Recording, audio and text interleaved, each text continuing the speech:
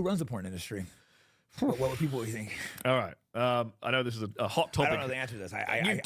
You know the answer to this question. I hear a rumor. I just don't know how true it is. I haven't done deep research. I'm trying to see if rumors true or not. Yeah, exactly. Hang on. Let me try and zoom in. Oh, so you have the stats on that? I have names. Let's just Is jump there some Bergs in there? Or, look, there may some be Steins, and I honestly don't know. I always hear the rumor that certain people run it, but sorry for this slight technical glitch. there's too much shit to research, so I can't go down every rabbit hole. Zoom. That's what I want to do. Let's zoom in about 150%. Boom. There we go. All right. So let's so the guy who's widely recognized as the pioneer of hardcore pornography in the United States. It goes by the name, is a guy by the name of Al Goldstein. He was actually arrested 19 times on obscenity charges. And I think it wasn't his particular case, but there's at least 3 really important free speech cases in the United States that kind of enshrined and allowed pornography to exist as we know it today. Yeah. Without those 3 cases, it wouldn't exist. But anyway, there's this really famous quote from Al Goldstein. I did see this quote. Go ahead and read it though. It's so if you have it, it's so shocking. Am I going to read it? I thought it was fake when I saw it, so I had to Google it. Yeah, he said the only reason that Jews are in pornography is that we think that Christ sucks, Catholicism sucks. And if you take into context, so I think he was in the he went a lot further than that, but yeah, but he was in the 70s, I believe, maybe 70s, yeah, somewhere around that time. And in that time, that era of pornography, most of the male porn stars were Jewish guys, and most of the female porn stars were actually Catholic girls. So they're wanting to defile goyim. It was an interesting that was the dynamic. Now if you go into porn, a lot of the girls are Really? a big chunk, not a massive majority, obviously, because they're they're what a tiny percent of the population. But of the girls I have worked with, there's a big chunk that are Jewish. It's interesting. And a lot of them are big name stars you might recognize. But the dudes are all walks of life. There was a lot of, for some weird reason, there was a lot of Mormons. I don't know why that is. Well, that's interesting. I never. But there was a bunch of Mormons. Jehovah's Witnesses and Mormons, maybe. Jehovah's I don't know. There was one. Maybe because they grew up having no sex and they're going the opposite way. Oh, I knew. So I knew there was a dude in the porn industry who was a Mormon, and there was a girl I knew as well who was a Mormon, and they cast both of them in this scene, which was where they had to wear the magical underpants.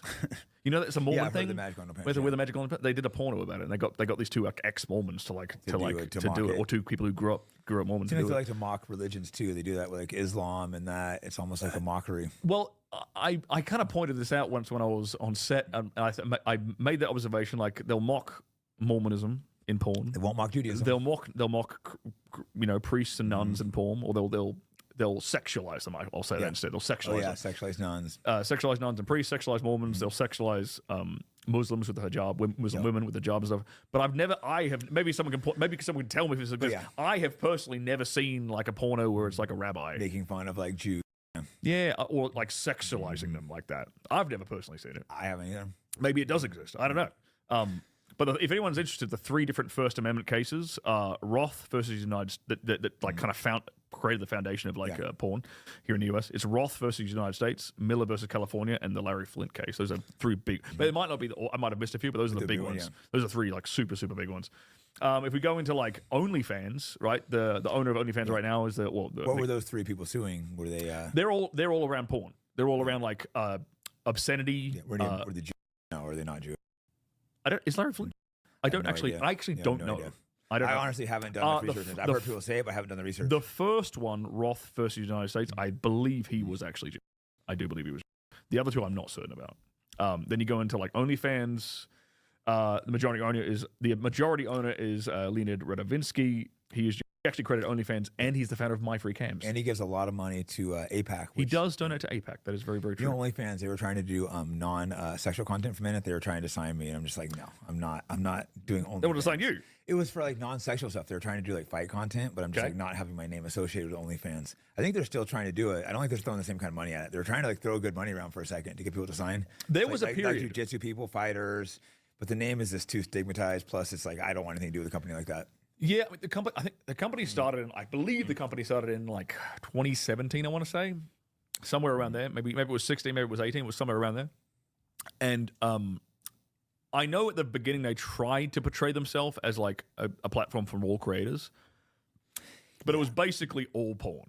It's pretty much all porn. I think they kind of gave up on it for a quick second. They were trying to throw money at like fighters. And there was like a year ago, roughly a year ago, I saw this as well. Like there was a big push to try and get like, you know, foodie creators and fitness creators and all these other kinds of creators. Good money around too. I don't remember the exact figure, but it was like a decent chunk of money. But really, to try and attract you to the platform. Not like insane money, but not bad. It was definitely.